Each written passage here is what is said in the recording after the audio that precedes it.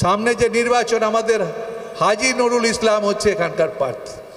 হাজী নুরুল ইসলাম এর আগেও এখান থেকে 2004-এ আমি দাঁড়িয়েছিলাম, 9-তে উনি দাঁড়িয়েছিলেন, এখান থেকে তিনি জিতে সংসদে গেছিলেন এবং আয়লার সময়ও তিনি অনেক কাজ করেছেন।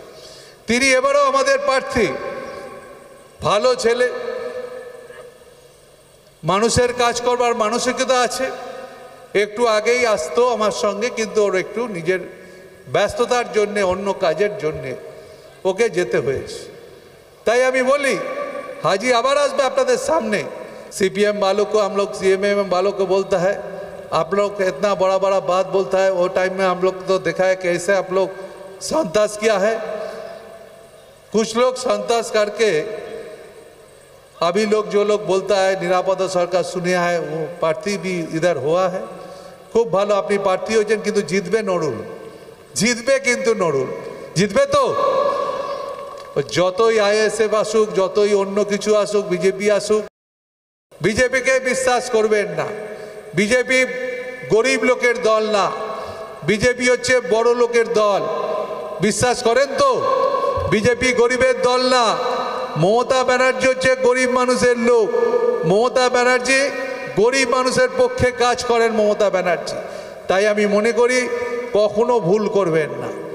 আজকের রাজ্যে যদি একবার কোনো জায়গায় আসে, যে যে জায়গায় ওরা ডবল ইঞ্জিন করেছে, যদিও এই নির্বাচনটার সঙ্গে রাজ্যের কোনো আসা যাওয়ার ব্যাপার নেই, কিন্তু মনে রাখতে হবে একটা জিনিস। কি মনে রাখতে হবে আমাদেরকে? যে কোনো রকমভাবে দিল্লিতে যে 42টা আসন আমাদের লড়াই হচ্ছে, কোনো আসনে আপনারা মনে রাখবেন বিজেপিকে কেউ সমর্থন দেবেন না। তার কারণ বিজেপি যদি দিল্লিতে শক্তিশালী হয় তাহলে সংবিধান এরা বদলে দেবে। ভারতবর্ষের সংবিধান, এইটা মনে রাখবেন সবাইকে, সব ধর্ম বর্ণের জন্য এই সংবিধানে কথা উল্লেখ করা হয়েছে। কেউ হিন্দু, কেউ মুসলিম হতে পারেন, কেউ শিখ হতে পারেন, কেউ অন্য ধর্মের লোক হতে পারেন। প্রত্যেকটা মানুষের একটা অধিকারের কথা সেখানে বলা আছে। কিন্তু এরা যেটা করছে, এরা দরকার হলে সংবিধানকে এরা পরিবর্তন করে দেবে। গরিব মানুষ আর গরিব থাকবে না, গরিব মানুষকে এমন অত্যাচার এরা করবে। আপনারা বুঝতে পারছেন, অন্য রাজ্যেতে আপনারা বোঝেন, যেখানে এরা আছে কখনো বলছে সিএ বানাবে, সিএ, সিটিজেন অ্যামেন্ডমেন্ট অ্যাক্ট। আমি বলি আপনারা যারা বসবাস করেন এখানে, আপনারা ভোট দেন তো? ভোট দেন কি? হ্যাঁ কি না? সবাই ভোট দেন?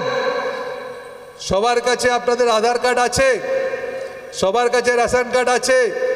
তা আপনার ভোটে একজন নির্বাচিত হয়ে জনপ্রতিনিধি হচ্ছে, আপনার ভোটে মুখ্যমন্ত্রী হচ্ছে, আপনার ভোটে প্রধানমন্ত্রী হচ্ছে।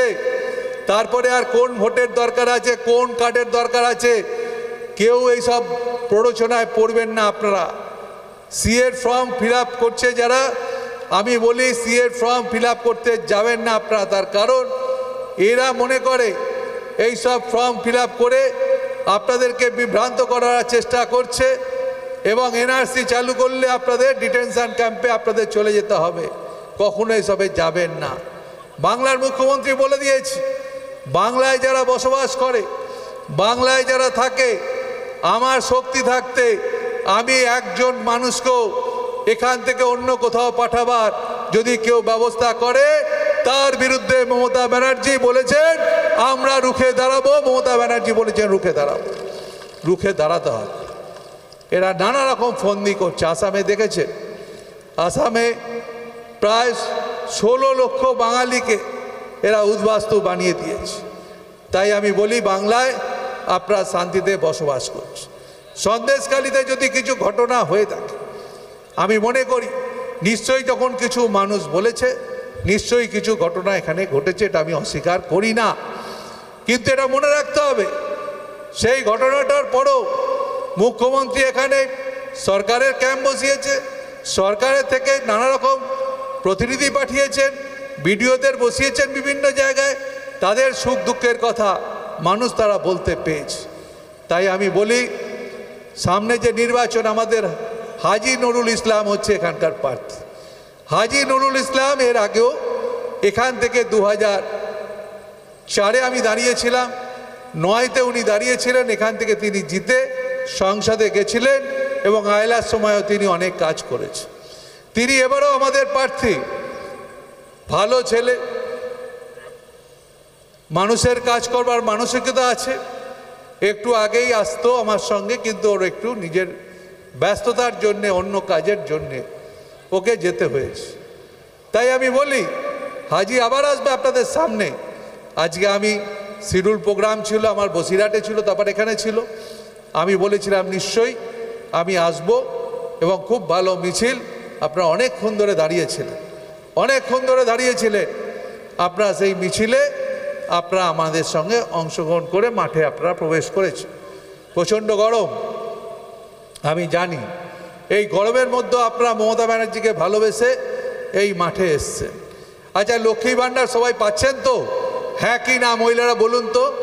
পান তো? কি হ্যাঁ কি না জোরে বলুন। লক্ষ্মী ভাণ্ডার পান, কন্যাশ্রী পান তো? সবুজ সাথী পায় তো? বাচ্চারা সাইকেল পায় তো? তা একটা সরকার সব কিছু দেয় আপনাদের। এখানে দুর্গাপুজো হয় তো? হয়তো দুর্গাপুজো, কালী পুজো হয়, জগদ্ধাত্রী পুজো হয়, লক্ষ্মী পুজো হয়। আর দিল্লিওয়ালারা বলে इधर दुर्गा पूजा होता नहीं है। ताला किधर होता है भाई, किधर होता है? बंगाल में तो सबसे ज़्यादा दुर्गा पूजा इधर ही होता है। আপনারা শ্রীভূমির নাম জানেন? শ্রীভূমি শুনেছেন? দুর্গা পুজো একটা বড় হয়। কে কে শুনেছেন হাত তোলেন তো। গেছেন দেখতে? আবার যাবেন এবছর। তা আমি বলি इधर दुर्गा पूजा होता है, इधर काली पूजा होता है, अभी रमजान मास चल रहा है, कुछ दिन बाद में ईद होता है, इधर सब भी होता है।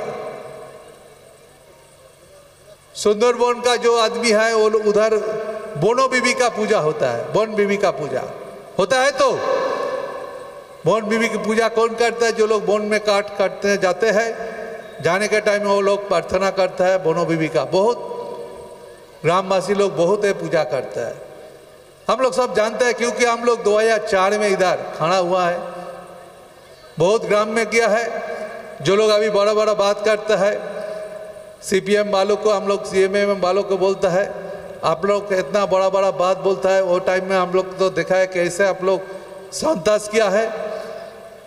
कुछ लोग संतास करके अभी लोग जो लोग बोलता है निरापद सरकार सुनिया है, वो प्रार्थी भी इधर हुआ है। खूब ভালো আপনি প্রার্থী হয়েছেন, কিন্তু জিতবে নড়ুল, জিতবে কিন্তু নড়ুল, জিতবে তো। যতই আইএসএফ আসুক, যতই অন্য কিছু আসুক, বিজেপি আসুক,